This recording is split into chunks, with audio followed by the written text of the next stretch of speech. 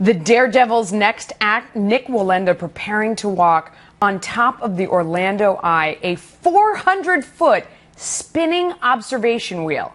And this time, the king of the high wire will not use a balancing pole to help against the wind. Wow, Nick joins me now, along with John Stine from iDrive 360, which operates the Orlando Eye. Nick, you have done the skyscrapers in Chicago, the Grand Canyon. Why now Orlando? It really was a visit to Orlando. Me, my wife, my 3 kids were up here, and as we were driving down iDrive, we looked over and saw this massive structure going up. At that point, it was about a year ago, and I didn't really know what it was. And lo and behold, within a couple months, we got a phone call saying, hey, Nick, would you be interested in doing the grand opening for the 400-foot tall, tallest on the east coast of the United States, observation wheel, the Orlando Eye?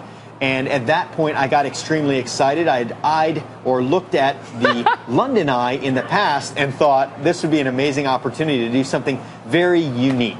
Yeah, so what kind of challenges does this specifically present? A lot of challenges. It's very unique to me for many reasons. I'm, of course, used to walking on a wire. I'm used to walking on a wire that is somewhat stable, but it doesn't move. Well, with this Orlando Eye, I'm actually riding up in a capsule just like any other guest, but once I get to the top, I'm going to climb out of the top of that capsule and get on the rim of that capsule. I'm sorry, the rim of the wheel. Once I get there, it's going to start turning. So now I've got to keep up with it. But also unique to me is the fact that I won't have a balancing pole. At every event that you've ever seen televised with me performing, I've always had a balancing pole. So this is the first time walking without a balancing pole because the structure's in the way. There's no way to use one. Not only that, but as I'm walking, I actually have to duck under structures to make the distance that I need to make to break the world record. Wow. John, let me ask you, is he brave or crazy? He is brave, and he is. We are so delighted to have Nick launch not only the Orlando Eye, but iDrive 360. He's going to give our future visitors a great perspective. I mean, what they can expect to see when they're up there, of course, in the safety of their capsule. But the new Orlando Eye is going to show an incredible view of Orlando, all the cool attractions, all the way out to the Kennedy Space Center, the Vehicle Assembly Building.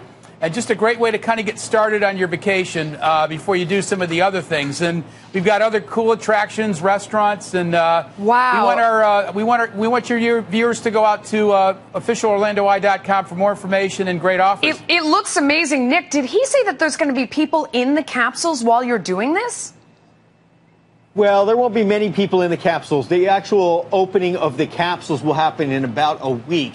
So it'll just be my team that will be in the capsules, but not just regular guests. Nick, how do you prepare for this? What do you think about? How do you get yourself ready?